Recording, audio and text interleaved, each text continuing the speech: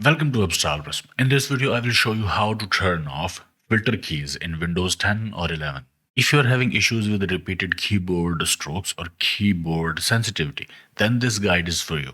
So on Windows 10, open Search menu and type Settings. Go to the Settings, that is this page. Select Ease of Access, and from the left side, select Keyboard. Scroll down and under Filter Keys, turn off switch.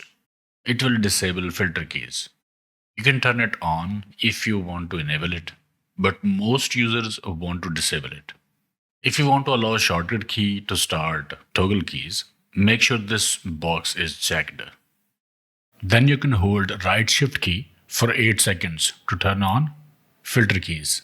And for Windows 11, open search menu, type settings, go to accessibility from left side, select keyboard under interaction section.